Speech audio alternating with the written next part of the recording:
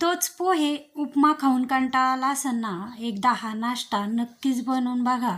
सगळेजण लहान मोठे आवडीने खातील. एकदम वेगळ्या पद्धतीने आणि कुठेही बघितला नसेल असा पोहे आणि सुजी पासून केलेला हा नाश्ता. आता काय केलेलं आहे मी, त्यासाठी सगळ्यात आधी ना एक बटाटा किसून घेतला आणि तो 2 ते 3 पाण्याने स्वच्छ असा धुतलेला आहे. आता बटाट्याचा किस ना पाणी निथळण्यासाठी मी तो असा किसणीमध्ये धुवून आणि पाणी निथळण्यासाठी ठेवलेला आहे. आता काय केलेलं आहे, इकडं मी थोडासा कढीपत्ता आणलेला आहे आणि कढीपत्ता पण तो स्वच्छ धुतलेला आहे. पण त्याआधी ना पोहे घेतलेले आहे. आता हे पोहे ना मी काही भाजून न घेता छोट्या मिक्सरच्या भांडीमध्ये ना 1 वाटी पोहे घेतलेले आहे आणि ते आणि त्याच वाटीने पाऊण वाटी सुजी घेतलेली आहे. आता काय केलं आहे, हे पोहे जे आहे ना एकदा दोनदा असे भिंगून घेतलेले आहे, म्हणजेच दळून घेतलेले. आता तेही एका वाटीमध्ये ना काढून घेते. एकदम चवीला छान. आता इथं हे जे आता नाश्ता जास्त बनवायचा असेल ना, आता हे जे पोहे घेतलेले आहे ना, म्हणजे सगळं साहित्य जेवढं घेतलेलं आहे ना आपण तेवढ्याची क्वांटिटी थोडीशी वाढवायची, म्हणजे मग तो नाश्ताही होतो. आता मी इथं ना 2 जणांसाठी नाश्ता बनवते. आता काय केलं आहे, छोटं मिक्सरचं भांडं घेतलं, पोहे दळून घेतले, ते बाजूला ठेवलं, कढीपत्ता स्वच्छ धुतला, तो कापून घेतला. आता मिक्सरच्या भांड्यात थोडंसं आलं, 2-3 पाकळ्या लसणाच्या आणि मिरच्या असं मी वाटण केलेलं आहे पाणी न घालता. आता काय केलं आहे, नॉनस्टिकची कढई किंवा जाडबुडाची कढई ठेवली, त्याच्यात तेल टाकलं आणि थोडीशी 1 चमचा मोहरी आणि 1 चमचा जिरं, ते चांगलं फुललं की आता हे आलं लसूण आणि मिरच्याचं वाटण केलेलं आहे ना, तेही तेलामध्ये ना छान असं भाजून घेतलं आहे. थोडंसं कच्चापणा जाऊस्तोवर. आता कापून घेतलेला कढीपत्ता आहे ना, तो पण मी थोडा या फोडणीमध्ये टाकते.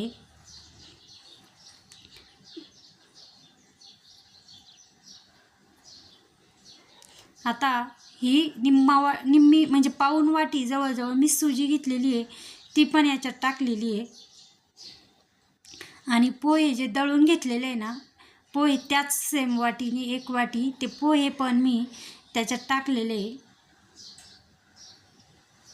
आणि आता याच्यामध्ये काही भाजून घ्यायचं नाही, फक्त जी फोडणी आहे ना ते याच्यात मिक्स केली की आता याच्यात मी ही 1 वाटी पाणी आणि अजून 1 वाटी पाणी असं फक्त 2च वाट्या पाणी घातलेलं आहे, जास्त पाणी घातलेलं नाही आहे.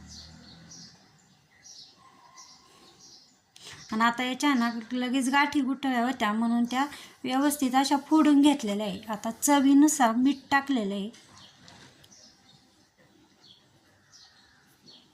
आता मीठ टाकल्यानंतर पुन्हा हलवून घेतलं. आता आधी 1 वाटी पाणी टाकलं होतं, पुन्हा मी 1 वाटी पाणी टाकलं आणि पुन्हा आता हे सगळं ज्याच्या त्या म्हणजे अशा गुठळ्या झालेल्या आहे ना, त्या मी अशा उलटणीने दाबून फोडलेलं आहे. आता हे पाणी ना लगेच शोषून घेतलेलं आहे पोह्याने.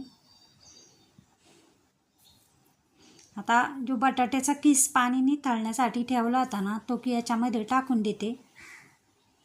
आता बटाट्याचा किसही 1 वाटी किस घेतला होता, म्हणजेच 1 बटाटा छोटा बटाटा किसला होता.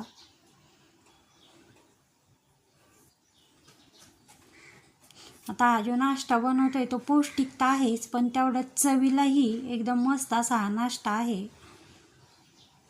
आता हे शिजलेलं आहे, म्हणजे कढई सोडायला लागलं की म्हणजे शिजलेलं आहे आता हे सगळं. आता एक बॅग घेतलेली आहे आणि ती स्वच्छ अशी धुतलेली आहे आधी मी, आणि ती लांब बॅग होती ना ती थोडीशी कट केली. आता हे जे आहे ना पोहे शिजून घेतलेले पोहे आणि रवा, तो या बॅगमध्ये टाकायचा आहे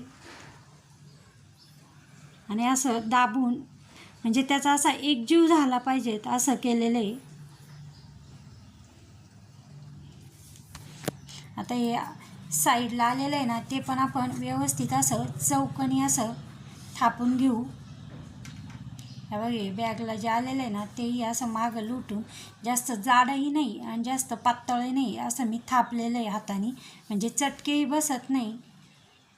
आता हे जास्त थंड होऊन दिलं ना का मग ते सेट होत नाही, मग कापायच्या वेळेस आहे ना मग ते असं सुट्टं सुट्टं होतं. हे बघा मी असं दाबून आणि असं आयत म्हणजे असं चौकणी केलेलं आहे आणि कोमट असतानाच हे केलेलं आहे. थंड होऊन नाही दिलं का मग ते सुट्टं होईल, सेट व्हायचं नाही व्यवस्थित.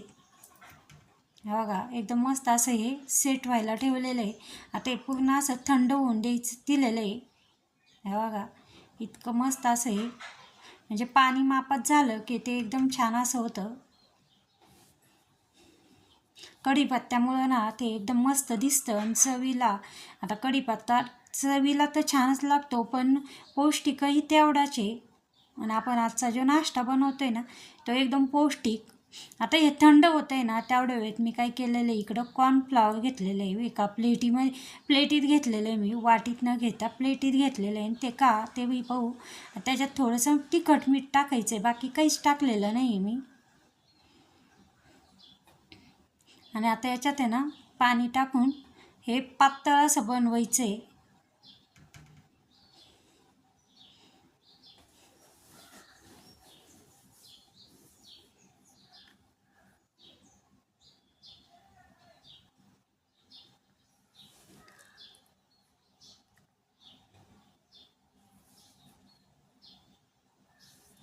जास्त घट्टही नाही आणि जास्त पातळही नाही असं केलेलं आहे.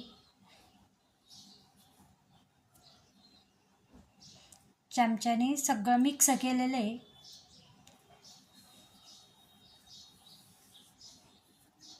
आता हे पण झालेलं आहे. आता हे सेट झालेलं आहे. मी या बॅगमधून काढून घेतलं आहे. हे बघा इतकं मस्त अशी हे झालेलं आहे आणि थंड पण झालेलं आहे.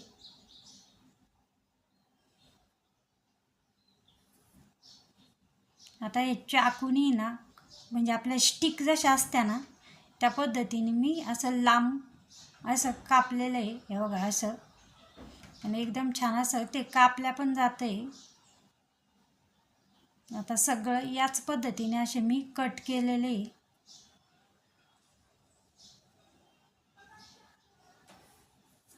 आणि आता ही एक एक स्टिक घेऊन ना आता प्लेटीत मी याच्यासाठीच हे कॉर्नफ्लॉवर मिक्स केलं की ते आपल्याला ती जी स्टिक आहे ना ती सहज बुडवता येईल. वाटीमध्ये ती तुकडा पडला असता म्हणून मग मी असं प्लेटीत घेतलेलं आहे. ते ओलं झालं की त्याचा तुकडा पडतो. आता ते लगेच याच्यात कॉर्नफ्लॉवरच्या पिठामध्ये बुडवून घेतलं की लगेच आपलं ब्रेड क्रम्स जे असतं ना त्याच्यात मी असं घुसळून घेतलेलं आहे. म्हणजे ते क्रम्स जे असतं ना ते याला स्टिकला लागत्या.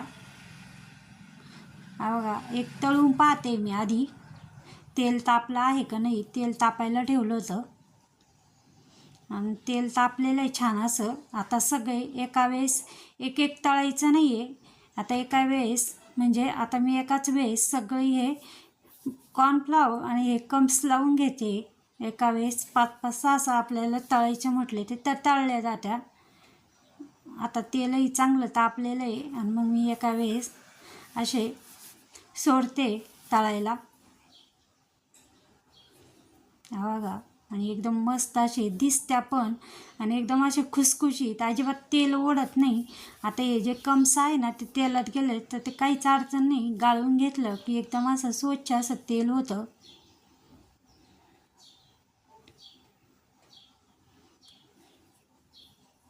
आणि अजिबातही तुटल्या गेलेले नाही आहे.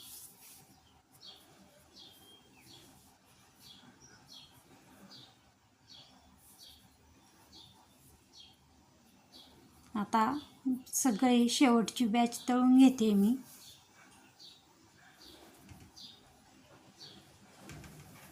आता सगळे तळून झालेले आणि एका प्लेटीत काढलं आहे. बघा मस्त असं दिसतंय आणि सॉससोबत लहान मुलांच्या अगदी आवडीच्या, विकत काही आणण्यापेक्षा ना असं काही पौष्टिक बनवून दिलं की एकदम आवडीनेही खात्या. मुलांना तर एवढं आवडलं की तुला कमी की मला जास्त याच्याहून सुद्धा वाद झाले. इतकं छान चवीला असं झालं.